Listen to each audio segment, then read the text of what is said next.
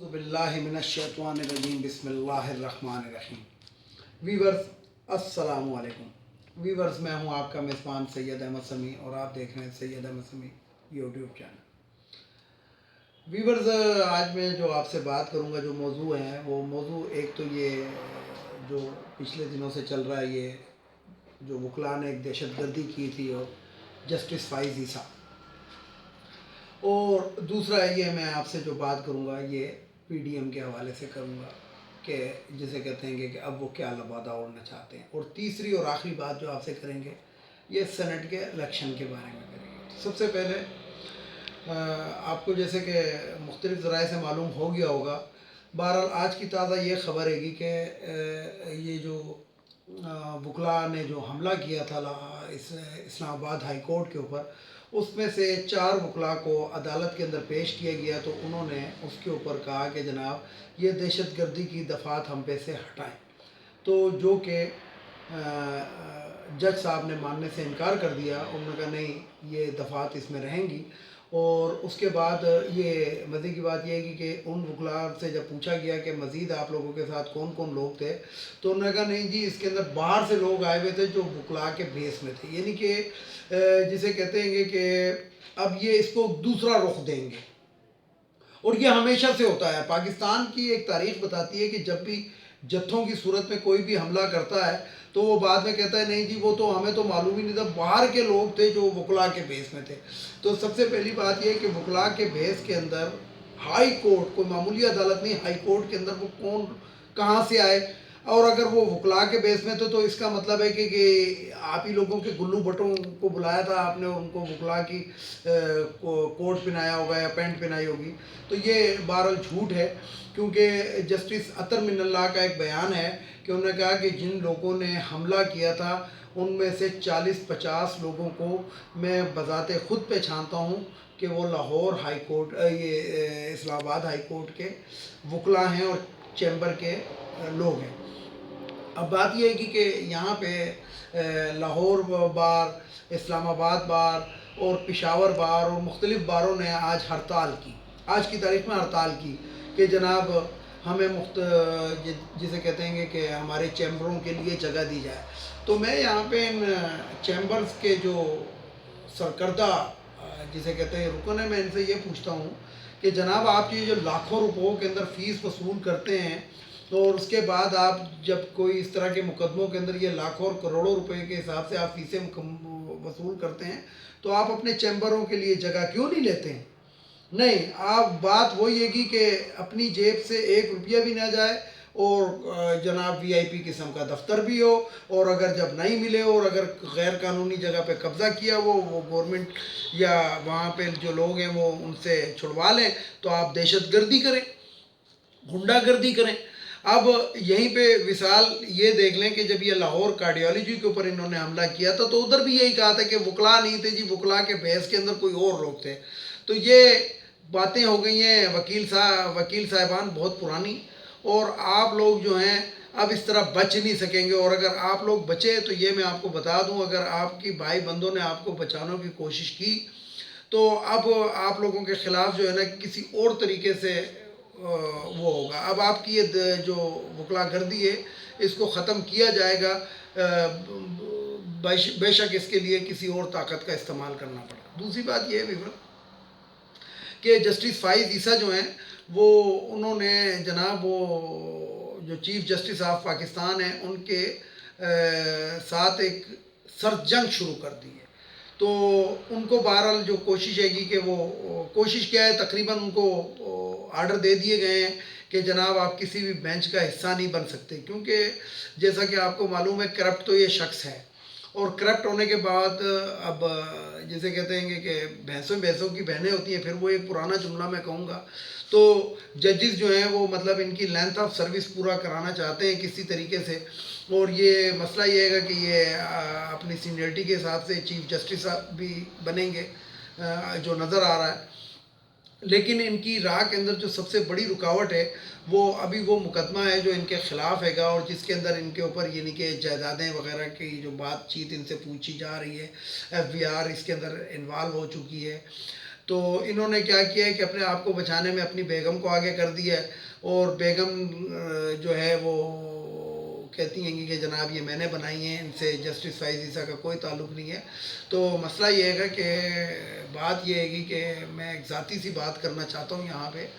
کہ کسی بھی شخص جو غیرت مند قسم کا انسان ہے اور غیرت مند نہیں بھی ہے، تو اگر اس کی بیگم بھی گھر کے اندر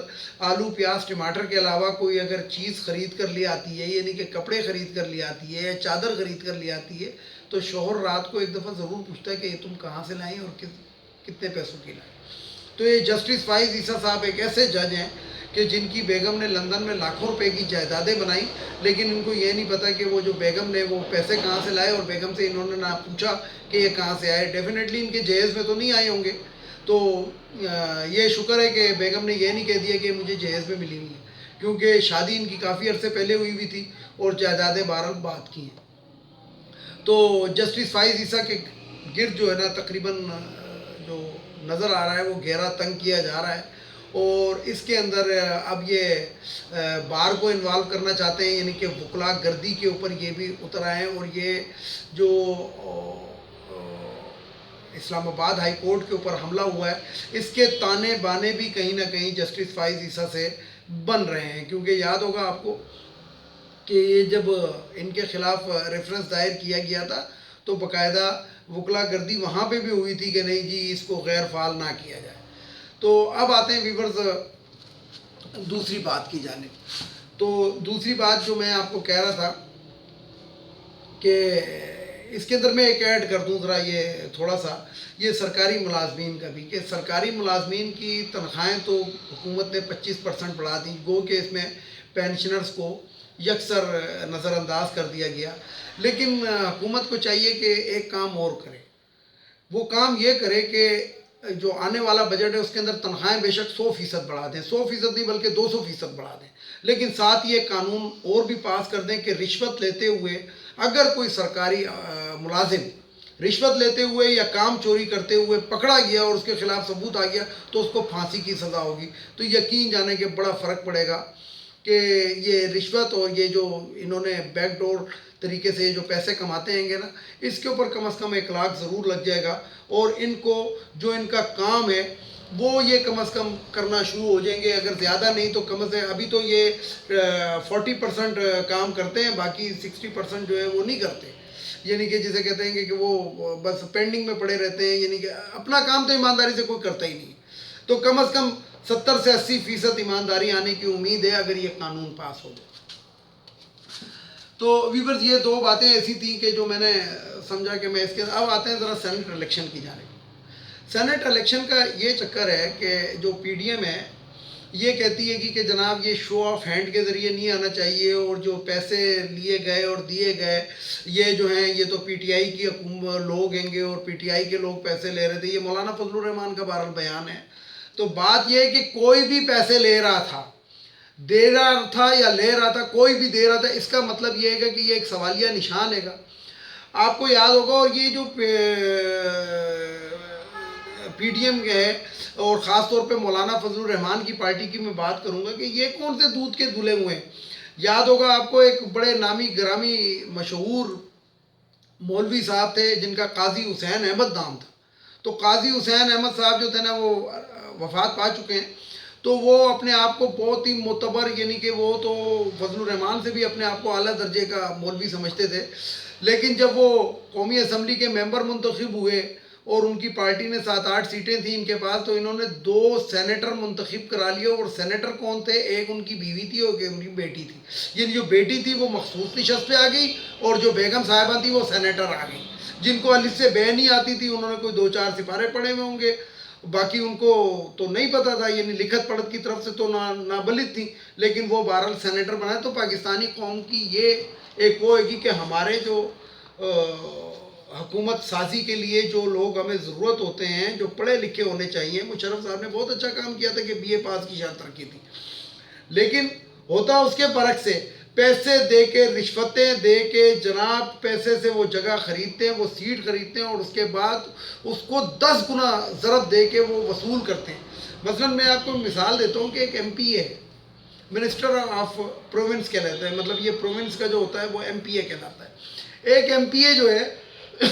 وہ لاکھوں روپے اپنی الیکشن مہم پہ لگا دیتا ہے، تو اس کو تو کوئی نقصان ہے ہی نہیں، کیونکہ ایک دفعہ تو 5 سال کے اندر سینٹ کا الیکشن ہونا ہی ہونا ہوتا ہے، تو 5 سال مطلب اس کی اسمبلی کی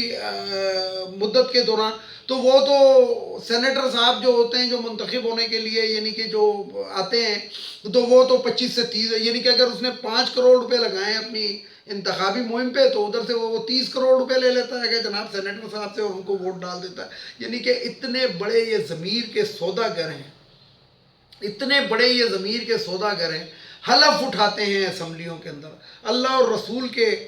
ناموں کا حلف اٹھاتے ہیں، اور اس کے بعد یہ لوگ یہ حرکتیں کرتے ہیں، اور یہ عوام کو کیا بتانا چاہتے ہیں؟ عوام کو یہی بتانا چاہتے ہیں، دیکھیں جب ان کے کالے کرتوت عوام کے سامنے آتے ہیں تو عوام کو تو یہ پتہ لگ رہا ہے کہ واقعی یار یہ تو جسے کہتے ہیں کہ صرف پیسے کا ریل پھیل ہے۔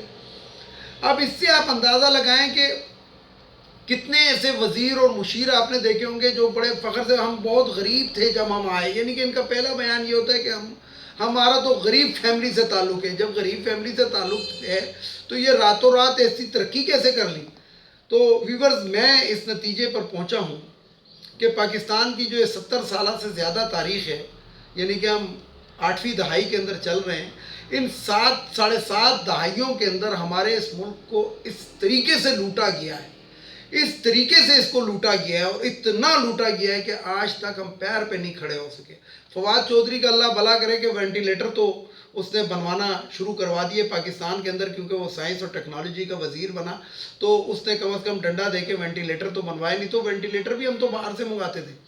اور کیا چھوٹی چھوٹی چیزیں، یعنی کہ ایک بات مشہور تھی کہ پاکستان وہ ملک ہے جو سوئی بھی نہیں بناتا۔ وہ سوئی اسی لیے نہیں بناتا کہ جناب سوئی کی فیکٹری کے جو پیسے ہوتے ہیں وہ تو یہ لوگ لا لیتے ہیں۔ اب آ جاتے ہیں ذرا پی ڈی ایم کی طرف۔ پی ڈی ایم کی بات میں آپ سے زیادہ کیا کروں، میں صرف یہ کہوں گا کہ شہباز شریف جو ہیں، یہ میں آج آپ کو بریکنگ نیوز دے رہا ہوں، جو کہتے ہیں نا کہ میں نے ایک دھیلے کی کرپشن نہیں کی، ایک کرپشن یعنی ایک دھیلے کا لفظ وہ بہت یوز کرتا ہے، تو یہ میں آج آپ کو بتا رہا ہوں کہ برطانیہ سے امداد ملی تھی، قرضہ نہیں ملا تھا، وہ امداد ملی تھی، اور وہ کس لیے ملی تھی؟ وہ آپ کو